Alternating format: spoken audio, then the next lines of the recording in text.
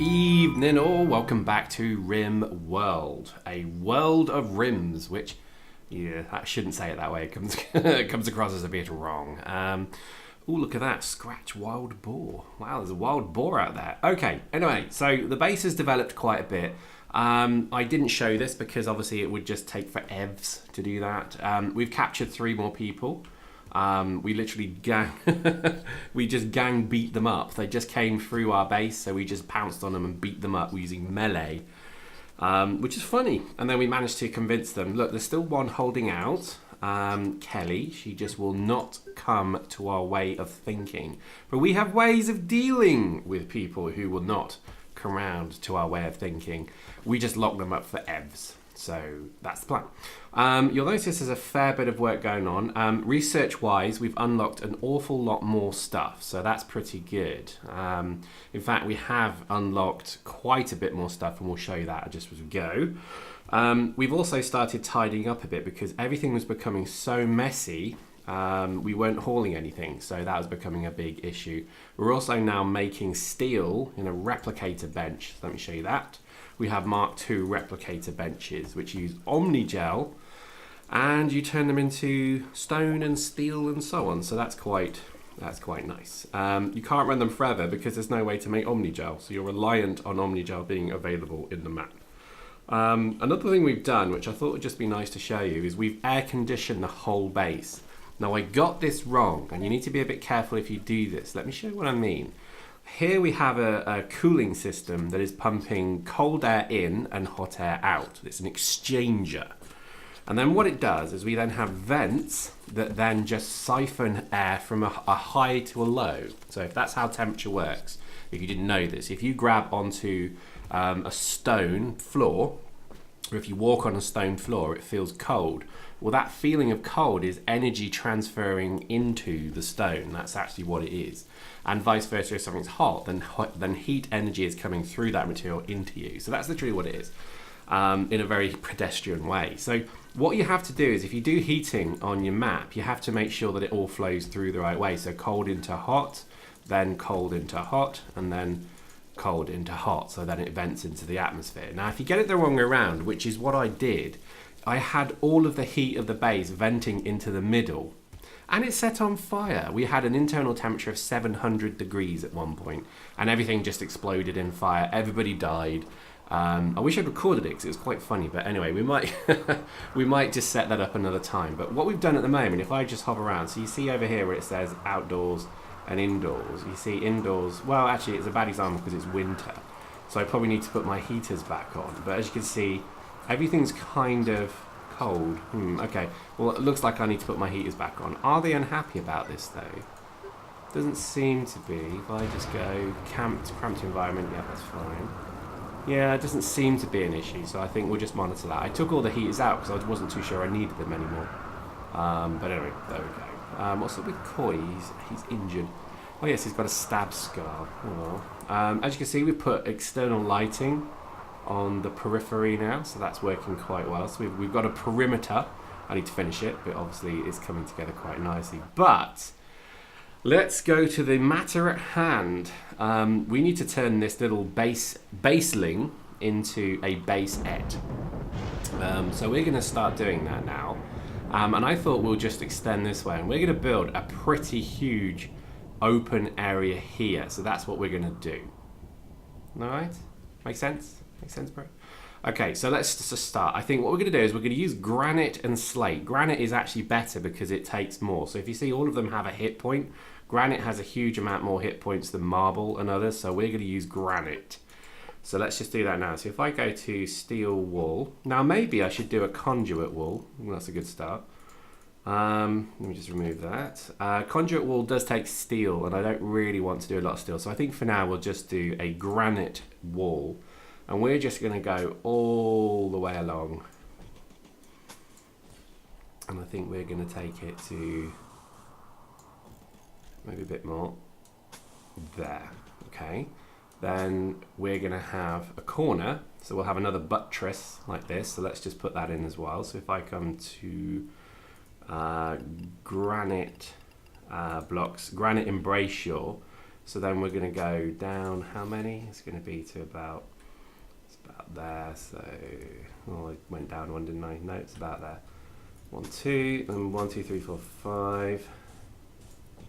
1, 2, 3, 4, 5. Might be a bit too big. We can always cut it. But the idea is this is going to be the second part of our city now. So we're actually making it a city, which is quite exciting. Granite embrasure. I'm just going to make that one lot bigger. Let's go C just to cancel. Nice little fire starting there. I don't know where that's come from. Trade ship passing by. Combat. Not too bothered about combat at the moment. So then we're going to go all the way up. So let's just then take this one along. So we're going to go all the way along.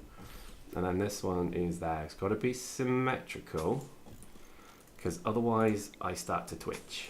There we go. So that's looking good. So if I just go along there. Now we can use that as an energy point, so that's good. But I think that might be a bit small actually. Yeah, it's a bit, yeah, maybe just one more. There we go. That makes sense. So there we go. Now I hope that was in steel embrasure. Yeah, it was. And then this is the wall. That's perfect. So now what we need to do is just make some gates. And then I think we're going to produce a bit more of a structured wall. So if people do want to get into this base, they actually have to run through a channel. We could put a row of turrets here or something.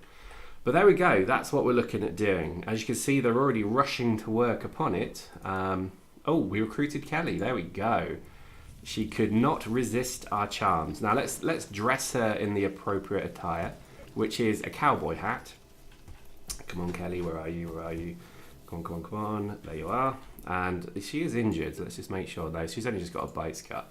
So we need to dress her in the right pants. Oh, we don't have a parka for her. That's a disaster, isn't it? Where are you going, love? Come on, stay there. So she's got the hat. I want to put her in the cloth jacket. We'll put her in a duster for now.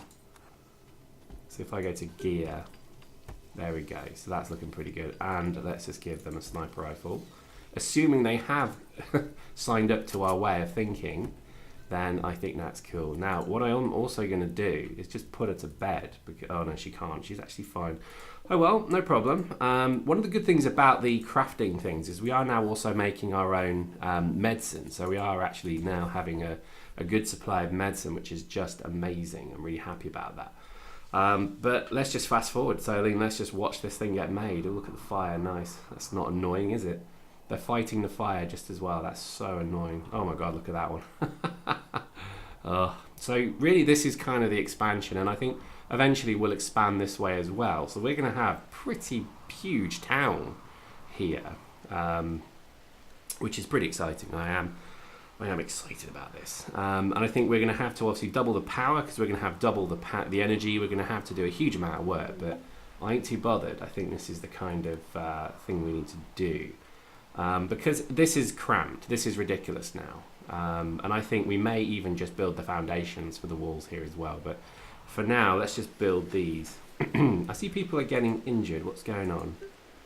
Torso, I guess it's just their old scars, so there's not a lot I can do about that, but at the end of the day I think really this is the beginnings of a proper town, I guess. Maybe we'll also build little houses here, so we actually could give people more than just a room. They could actually have a house, and this could become a crafting community area. I mean, that's exciting. I like the idea of that. So we'll have self-contained little bathrooms and eating areas and all that good stuff, and then we'll have a central courtyard for all of the kind of orbital relay stockpiles, and I need more than one. I need 4 now. And I think this is going to be exciting. So I'm even tempted not to bother with this wall, I guess. Should have thought about that, really, shouldn't I? I think I've got enough blocks, though. Having said that, they're wearing out pretty quick. Let's just see what it looks like once we've built it. I have loaded a mod as well, which has a lovely feature in it, which is the a mod that allows you to put lamps within the wall, which means you don't have to have, obviously, these horrible freestanding lamps everywhere. So big fan of that. You can also do things like wall windows and, you know, all that good stuff. And you can have coloured lights as well if you so wish. So, I mean, there's just a huge amount to play with in this game, and I think the mods are definitely worth checking out. I think they're just becoming an incredibly I know, good thing to play the game with. I really would recommend it. I think if you're going to play this game, you're going to have to get used to the mods somewhere or another. Just thinking about it, it's not too easy to go up or down, really, is it? I think I'm going to end up having a lopsided base, but I think for now we'll just go with it. We do need to also disassemble, but I won't do it until we've got a secure perimeter. We need to disassemble these walls as well. We'll move all of the solar panels to be part of the periphery. So we'll make that the periphery so we can remove all of this as well. We'll probably build upwards and then we'll probably go up to about there. So that then becomes a very nice base. I am curious to see how big we can get these bases. I think it's going to be very interesting indeed. But let's just see how it goes. Zippy's birthday. Oh, Zippy's got a cataract. Nasty. I could do a full biopsy and bionicness on him. I can make bionic items now, but I think the problem is I can't really do them very effectively yet. I still think there is an economy. There's an economy of metal and plastic, etc., that is still slightly eluding me, and I need to put a bit more time and effort into that.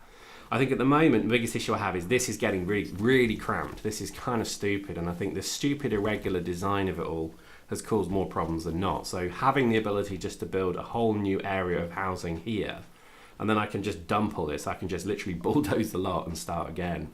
Now that's exciting to me. I quite like the thought of doing that.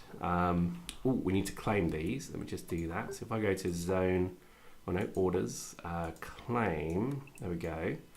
That means I now own them, so I'll just deconstruct them as well. So hang on, I need to be careful. There mustn't be all. I always seem to lose them when I forget there could be add a roof. So there's no roof. We just need to take the roof off it. There we go. So that means there won't be a roof on it now. And they're all going to go to sleep because it's that time again. Look at the night though. You know, at the night, I think it's very difficult. If I'm zoomed in, I actually don't follow if it's if it's night or day. So that's pretty awesome. I do like that. Because obviously everything's built with lights in, so you know that's working well. Plus I've got these floodlights for outside that seem to be doing a great job as well. So you know, I think again the mods are kind of annoying to kind of get your head around, and I guess they're not the most stable thing in the world, but I've not had many problems with them, and I think if you can kind of just muscle through that, you'll probably find that they're not too bad. But again, it's your call. I think the vanilla game in itself is pretty good. In fact, it's brilliant. So I would say you can play the vanilla game no problem, and you know get a lot from it. So it's up to you. I think generally this game is worth buying. If you love Dwarf Fortress, hello, what happened there? That didn't look good, did it? If you love Dwarf Fortress, if you've ever played Dwarf Fortress, and if you like things like Prison Architect, if you like things like you know, just really good base building kind of games, this has got to be by far the best one you'll ever play. So with that in mind, there's another pitch for the game. Go get it. It is good. I think you'll enjoy it, and join us next time. What we're going to do is we're going to finish off this initial part of the build, and then we're going to do a quick land grab for this as well, and then we're going to start building our Mega City 1. There you go, that's what we'll call it, Mega City 1. In the ruins of this wonderful map. Hope you enjoyed that. See you next time.